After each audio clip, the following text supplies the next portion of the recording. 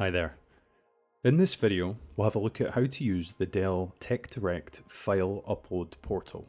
This allows you to upload documents directly to the support staff to help in resolving an existing service request. To access the portal, navigate to tdm.dell.com/file-upload. On the landing page, begin by entering the service tag of the affected system.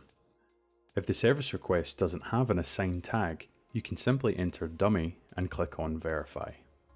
Once verified, fill in the fields with the required contact information, including the service request number for your open case. This ensures that uploaded files will be matched with the correct service request. Once these are filled in, scroll down to the Files to Upload section.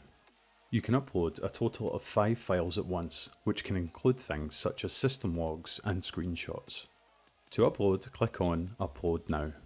The files will automatically be uploaded to the Dell support database under your open service request, where your support agent will be able to retrieve them and use them to help resolve your issue. You will receive an email notification to show that the upload has been completed successfully. And that's it. For more information on this topic, check out the links in the description below and check out our other videos for more handy tips and tutorials. Thanks for watching.